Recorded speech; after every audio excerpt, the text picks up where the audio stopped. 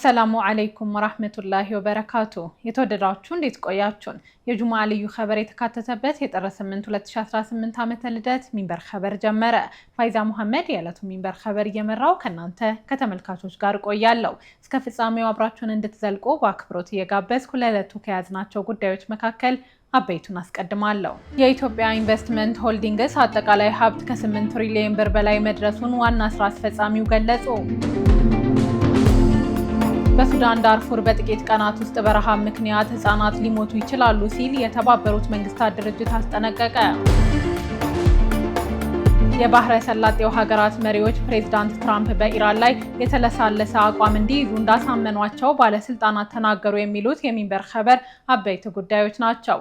አብራችሁን እንድትቆዩ በድጋሚ እየጋበዝን ወደ ቀዳሚው ኸበር አልፋለሁ።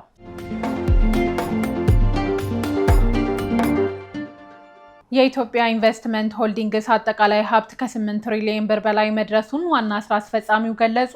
ከ4 ዓመት በፊት የተቋቋመው የኢትዮጵያ ኢንቨስትመንት ሆልዲንግስ ሀብት 8.2 ትሪሊዮን ብር መድረሱን ዋና ስራ አስፈጻሚ ዶክተር ብሩክ ታዬ ገልጸዋል። ተቋሙ 41 የመንግስት የልማት ድርጅቶችን ወደ አንድ በመሰብሰብ እያስተዳደረ ይገኛል። ከሚያስተዳድራቸው ውስጥ የኢትዮጵያ የቴሌኮም አገልግሎት ሰጪው ኢትዮ ቴሌኮም፣ የኢትዮጵያ ንግድ ባንክ፣ የኢትዮጵያ አየር መንገድ፣ የኢትዮጵያ ኤሌክትሪክ ኃይል እና የኢትዮጵያ ፖስታ አገልግሎትን አካቷል። በጠቅላይ ሚኒስትር ጽህፈት ቤት የወጣው መረጃ እንደሚያመለክተው ተቋሙ ከመመስረቱ አስቀድሞ የመንግስት የልማት ድርጅቶች የፋይናንስ፣ የኦዲት፣ የካፒታል፣ የብድር ጫናና የኮርፖሬት አስተዳደር ችግር ውስጥ ነበሩ የተባለ ሲሆን አሁን ላይ በኢትዮጵያ ኢንቨስትመንት ሆልዲንግስ ስር የሚገኙ የልማት ድርጅቶች ዘመናዊ የባለቤትነት የአስተዳደር ስርዓትና ዓለም አቀፍ የኮርፖሬት አስተዳደር ስርዓት ተዘርግቶላቸዋል። በተጨማሪም ዘመናዊ የኦዲት ስርዓት እንዲከተሉ መደረጉን ገልጸዋል። ተቋማቱ ከኪሳራ ወጥተው ወደ ትርፋማነት መሸጋገራቸውን የገለጹት ዋና ስራ አስፈጻሚው ባለፉት 4 ዓመታት የተቋማቱ አጠቃላይ ገቢ ቀድሞ ከነበረበት ከ704 ቢሊዮን ብር ወደ 6.1 ትሪሊዮን ብር ማሳደግ ተችሏል ብለዋል። በዚህም የኢትዮጵያን ሀብት የማወቅ ተበታትኖ የቆየውን ሀብት በተደራጀ መንገድ የማስተዳደር ስራ ተግባራዊ የሆነ ይገኛል ሲሉ አስረድተዋል። መንግስታዊ የልማት ድርጅቶችን የሚያስተዳድረው ተቋሙ ንግድ፣ ማኒፋክቸሪንግ፣ ትራንስፖርት እና ሎጂስቲክ፣ የፋይናንስ አገልግሎት፣ መስተንግዶ እንዲሁም በሌሎች ዘርፎች ስር የተሰማሩትን በአንድ ያቀፈ ነው። የኢትዮጵያ ኢንቨስትመንት ሆልዲንግ በ2017 በጀት ዓመት ከታክስ በፊት ከ2 ትሪሊዮን ብር በላይ ትርፍ ማስመዝገቡን ገልጾ ነበር። የመንግስት የልማት ድርጅቶች አሁን ላይ በ36 ግዙፍ ፕሮጀክቶች ላይ እየተሳተፉ እንደሚገኙ ዶክተር ብሩክ ጠቅሰዋል። የኢትዮጵያ ኢንቨስትመንት ሆልዲንግስ ከሚያስተዳድራቸው የልማት ድርጅቶች በተጨማሪ በቅርቡ የሚገነባውን የዳንጎቴ የማዳበሪያ ፋብሪካ ጨምሮ በሌሎችም ዘርፎች በባለድርሻነት እየተሳተፈ እንደሚገኝ ተገልጿል።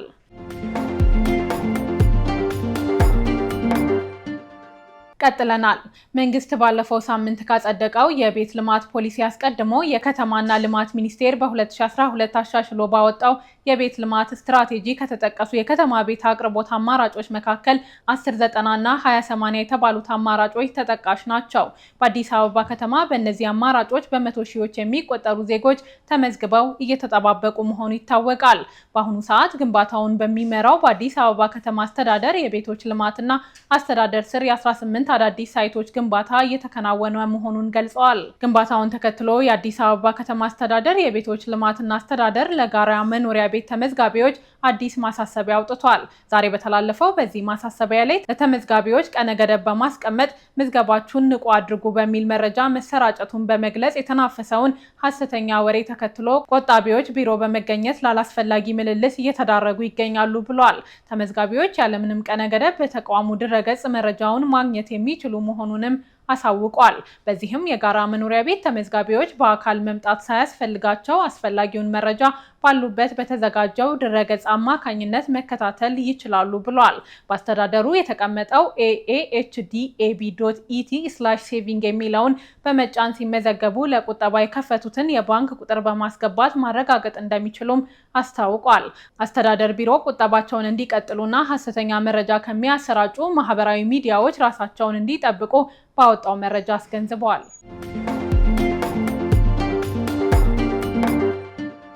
የኢትዮጵያ ሕዝብ እንባ ጠባቂ ተቋም ከሚቀርቡለት አቤቱታዎች መካከል 80% የመንግስት ተቋማት ላይ መሆኑን ገለጸ።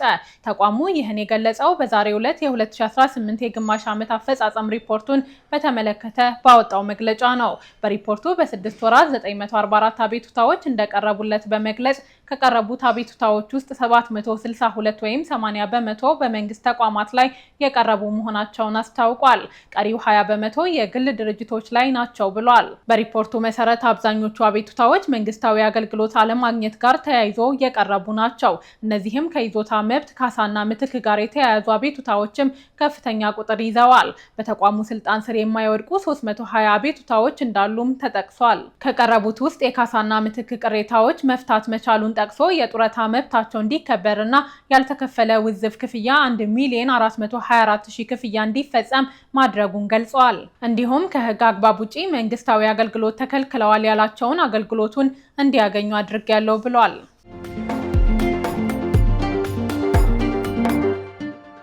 ወደ ጎረቤት ሱዳን እንለፍ። በሱዳን ዳርፉር በጥቂት ቀናት ውስጥ በረሃብ ምክንያት ህጻናት ሊሞቱ ይችላሉ ሲል የተባበሩት መንግስታት ድርጅት አስጠነቀቀ።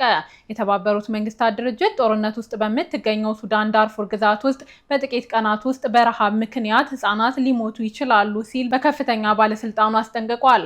በድርጅቱ የሱዳን ከፍተኛ ባለስልጣን የሆኑት ዴኒስ ብራውን በጉዳዩ ላይ በሰጡት አስተያየት በዳርፉር የሚገኙ ህጻናት በቀናት ውስጥ በረሃብ ምክንያት ይሞታሉ ተብሎ ይጠበቃል። ለ1000 ቀናት ወይም 3 ዓመታት ለሚጠጋ ጊዜ የቀጠለው አስከፊ የሱዳን የእርስ በርስ ጦርነት አሁን ላይ ወደ ዘግናኝ ሁኔታ ተሸጋግሯል ብለዋል። የሱዳን ጦርነት ከ1000 ቀናት በኋላ አደገኛ ሁኔታ ፈጥሮ የሰብአዊ ቀውስ እንዲባባስና ረሃብ እንዲስፋፋ ምክንያት ሆኗል ሲሉም አክለዋል።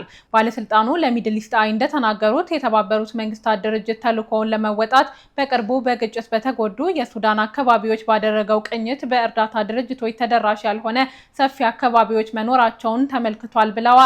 ይህን ችግር በመፍታት ውስንነት የነበረባቸው በጦርነት የተጎዱ አካባቢዎች ለመድረስ አስቻይ ሁኔታዎችን መፍጠር በሚቻልበት ሁኔታ ላይ ጥረት እየተደረገ መሆኑንም ጠቁመዋል። ከ2 ሳምንት በፊት የተባበሩት መንግስታት በሰሜን ዳርፉር ባደረገው ዳሰሳ በተለይም ኡሙ ባሩ በተሰኘ አካባቢ በተከሰተው የምግብ እጥረት ምክንያት በህፃናት ላይ ያጋጠመው የመቀንጨር ችግር 53% መድረሱን አስተባባሪዋ ተናግረዋል። ችግሩ ከመደበኛው የአደጋ ጊዜ ደረጃዎች በ3 እጥፍ ከፍ ያለ ነው ሲሉም ሁኔታውን አስረድተዋል።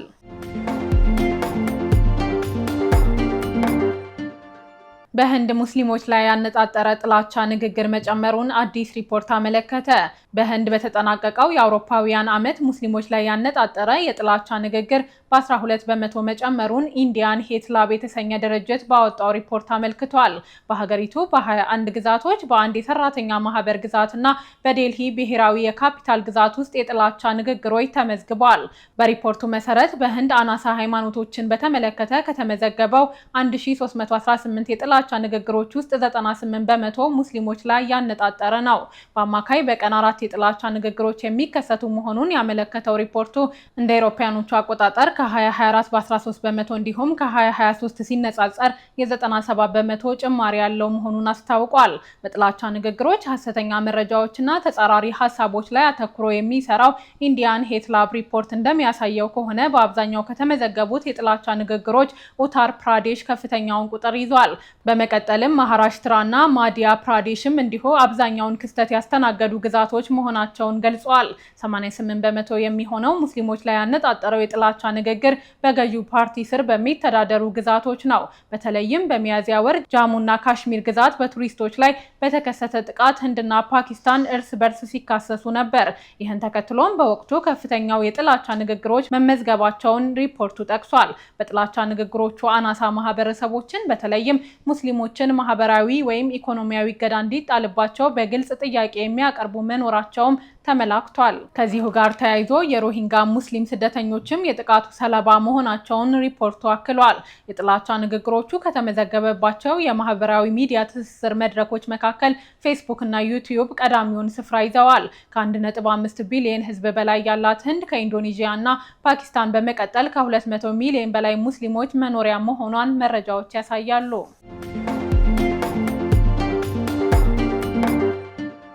የባህረ ሰላጤው ሀገራት መሪዎች ፕሬዝዳንት ትራምፕ በኢራን ላይ የተለሳለሰ አቋም እንዲይዙ እንዳሳመኗቸው ባለስልጣናት ተናገሩ። የባህረ ሰላጤው ሀገራት መሪዎች የአሜሪካው ፕሬዝዳንት ዶናልድ ትራምፕ በኢራን ላይ የተለሳለሰ አቋም እንዲይዙ እንዳሳመኗቸው የተናገሩት የሳውዲ አረቢያ ባለስልጣናት ናቸው። አሜሪካ በኢራን ላይ ጠንካራ እርምጃ ለመውሰድ ማቀዷን ፕሬዝዳንት ትራምፕ ያስታወቁት ለ3 ሳምንታት ያህል በኢራን የተነሳውን ተቃውሞ ምክንያት በማድረግ ነበር። በተቃውሞ በሺዎች የሚቆጠሩ ተቃዋሚዎች በመንግስት የጸጥታ ኃይሎች በተወሰደ የኃይል እርምጃ መገደላቸውና ከ10 ሺህ በላይ መታሰራቸው ተገልጸዋል።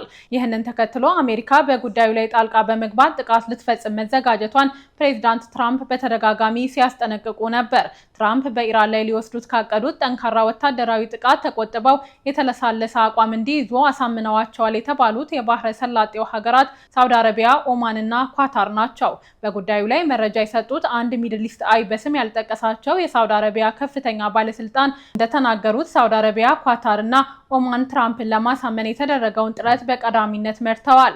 ትራምፕን ለማሳመን ተደረገ በተባለው ጥረት ላይ ውይይት ስለመደረጉም በስም ያልተጠቀሱ ሌላኛው የባህረ ሰላጤው ሀገራት ባለስልጣንም አረጋግጠዋል። ለ3 ሳምንታት ገደማ በቀጠለው የኢራን ህዝባዊ ተቃውሞ ከ2600 በላይ ተቃዋሚዎች መገደላቸውን ሮይተርስ ዘግቧል።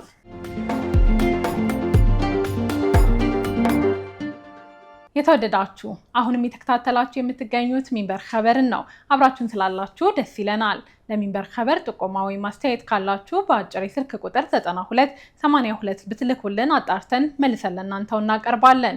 የሚቀናችሁ ማህበራዊ ሚዲያ ከሆነ በሁሉም አማራጮች @ሚንበር ቲቪ ብላችሁ ብትፈልጉን ታገኙናላችሁ። ድረገጻችንን www.minbertv.com ብትጎበኙ ደግሞ አዳዲስ መረጃ ታገኛላችሁ። አሁን ደግሞ የጁማዓ ልዩ ኸበር የሚቀርብበት ሰዓት ላይ ደርሰናል። አዘጋጁ አህመድ አብዱራህማን ለዛሬ ያዘጋጀውን እንደሚከተለው ያቀርበዋል።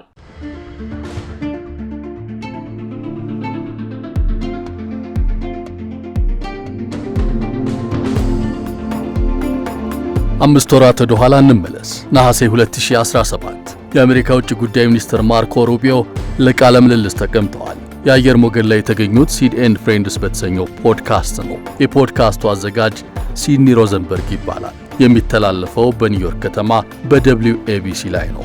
አወዛጋቢ ጉዳዮችን በማንሳት የሚታወቀው ሲድኒ አድማጮቹ ፌዘኛ ነው ይሉታል። ሮዘንበርግ አይሁድም ነው።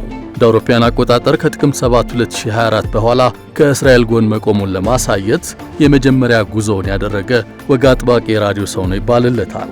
አልፎ አልፎ ስለ ሙስሊሞችና እስልምናም አጀንዳዎችን ያነሳል። ከማርኮ ሩቢዮ ጋር በነበረው ቆይታ በድንገት ለምንድነው ግን ሙስሊም ወንድማማችነትና ዘ ካውንስል ኦን አሜሪካን ኢስላሚክ ሪሌሽንስን በሽብር ድርጅትነት የማትፈርጁት የሚል ጥያቄ ሰነዘረ። ከጠቀሳቸው ድርጅቶች መካከል አንደኛው ሙስሊም ወንድማማችነት በ1928 በግብፃዊው ሐሰን አልበና የተመሰረተ ነው። በመካከለኛው ምስራቅ የፖለቲካ ፓርቲዎችንና ማህበራዊ ድርጅቶችን ጨምሮ ቅርንጫፎች አሉት። ቡድኑና ተባባሪዎቹ ሰላማዊ የፖለቲካ ተሳትፎ ለማድረግ ቁርጠኛ መሆናቸውን በተደጋጋሚ የሚናገሩ ናቸው።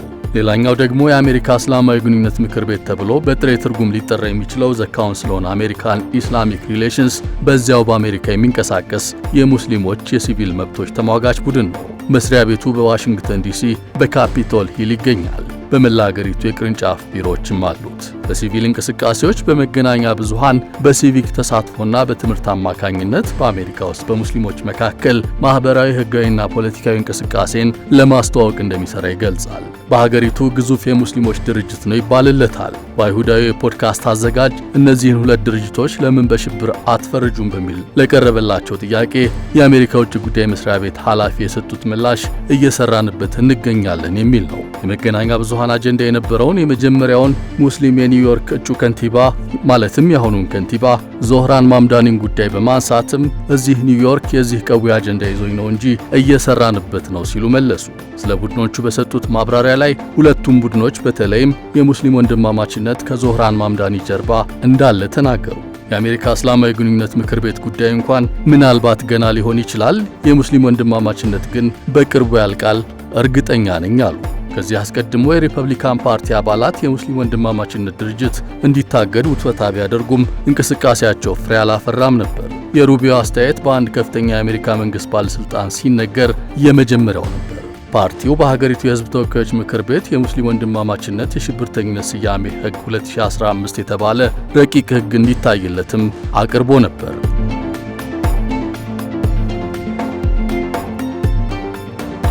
የአሜሪካ እስላማዊ ግንኙነት ምክር ቤትን ከሐማስና ከሙስሊም ወንድማማችነት ጋር በማያያዝ ከሽብርተኝነት እንቅስቃሴዎች ጋር ግንኙነት አለው በሚል ለኢንተርናል ሬቨኑ ሰርቪስ እንዲሰረዝ የሚጠይቅ ደብዳቤ የላኩት ሪፐብሊካኑ ሴናተር ቶም ኮቶን ናቸው። ሴናተር ቶም ከሙስሊሞች ጋር ባላቸው መስተጋብር በመልካም የሚነሱ ሰው አይደሉም። በተለይም የአሜሪካ እስላማዊ ግንኙነት ምክር ቤትን በመተቸትና የሐማስ ደጋፊ አስተሳሰቦች ናቸው ብለው በሚቆጥሯቸው ላይ ባላቸው መረራ አቋም ይታወቃሉ። የአሜሪካ ውጭ ጉዳይ ሚኒስትር ማርኮ ሩቢዮ በሲድ ኤንድ ፍሬንድስ ፖድካስት ላይ ቀርበው ቡድኖቹን በሽብር ለመፈረጅ እየተንቀሳቀሱ መሆኑን ከተናገሩ ከ3 ወራት በኋላ ማለትም በህዳር አጋማሽ የዩናይትድ ስቴትስ ፕሬዝዳንት ዶናልድ ትራምፕ በግብፅ በሊባኖስና በዮርዳኖስ የሚገኙ የሙስሊም ወንድማማቾች ቅርንጫፎች ለፍልስጤሙ ሐማስ ድጋፍ እንዳላቸው በመጥቀስ አሸባሪ ድርጅቶች እንዲባሉ የማድረግ ሂደት እንዲጀመር ለረዳቶቻቸው ትዕዛዝ አስተላለፉ። አዋጁ በዮርዳኖስ የሚገኙትን የሙስሊም ወንድማማችነት መሪዎች ለሐማስ ቁሳዊ ድጋፍ በመስጠት የሚወነጀል ሲሆን አልጃሚያ አልኢስላሚያ በመባል የሚታወቀው የቡድኑ የሊባኖስ ቅርንጫፍ ሐማስና ሂዝቡላ ከእስራኤል ጋር በሚያደርጉት ጦርነት በመተባበር ክስ ቀርቦበታል። በተጨማሪም አንድ የግብፅ ሙስሊም ወንድማማችነት መሪ እስራኤል በጋዛ ላይ ባካሄደችው ጦርነት ወቅት በዩናይትድ ስቴትስ አጋሮችና ፍላጎቶች ላይ የኃይል ጥቃቶች እንዲፈጸሙ ጥሪ ማቅረባቸውም ተገልጿል። ነገር ግን በዚህ ጉዳይ ዋይት ሃውስ ምን ማለቱ እንደሆነ ግልጽ አላደረገም ነበር። የወቅቱ የትራምፕ ትዕዛዝ የውጭ ጉዳይ ሚኒስትሩና የግምጃ ቤት ሚኒስትር ከአሜሪካ የስለላ ኃላፊ ጋር እንዲመክሩና በ30 ቀናት ውስጥ ስለ ስያሜው ሪፖርት እንዲያቀርቡ መመሪያ የሰጠ ነበር። በዚህም ሪፖርቱ እንደተጠናቀቀ በ45 ቀናት ውስጥ የሙስሊም ወንድማማችነት ቅርንጫፎች በይፋ የውጭ አሸባሪ ድርጅት በሚል ስያሜ ይሰጣቸዋል ተብሎ ነበር። በእርግጥ ዋይት ሃውስ እነዚህን ቡድኖች ዓለም አቀፍ አሸባሪዎች ብሎ ለመሰየም ጥረት እያደረገ መሆኑም ተነግሮ ነበር። ይህ በእንዲህ ባለበት ግን የፍሎሪዳ ገዢና የቴክሳስ ሪፐብሊካን ገዢ በማርኮ ሩቢዮ ትንሽ ጊዜ ሊወስድ ይችላል የተባለውን የአሜሪካ እስላማዊ ግንኙነት ምክር ቤትን የውጭ አሸባሪ ድርጅት ብለው መፈረጃቸውን አስታወቁ።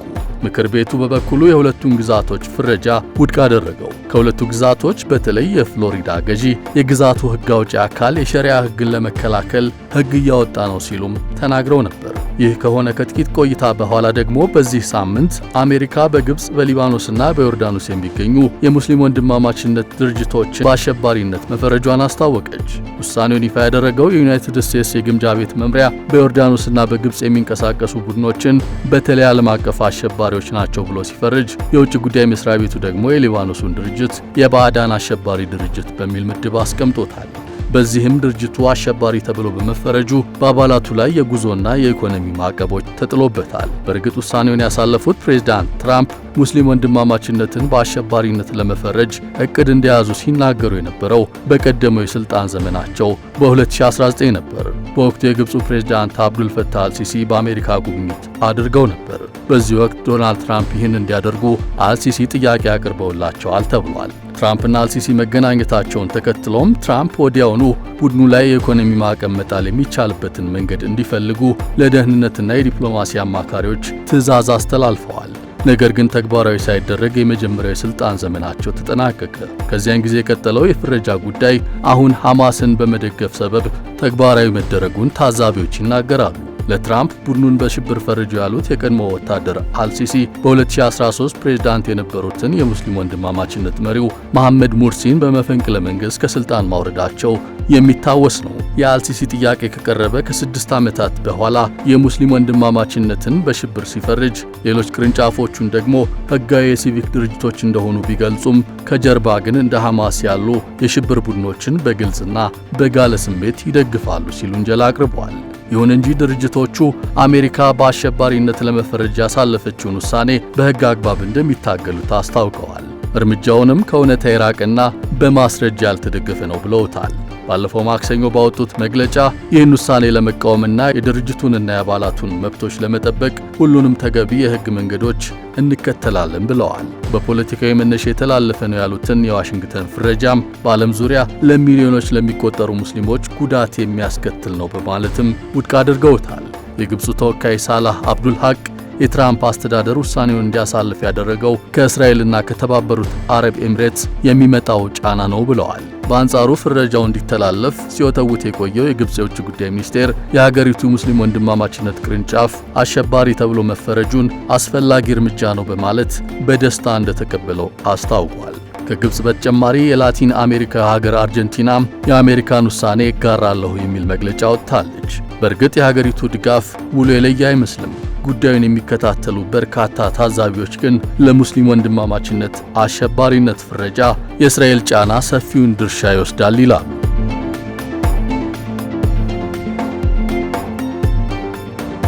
ለዚህ ጥንቅር ሚድል ኢስት አይ፣ አልጀዚራ፣ ዩፒአይ እና ፎክስ ኒውስን በምንጭነት ተጠቅመናል።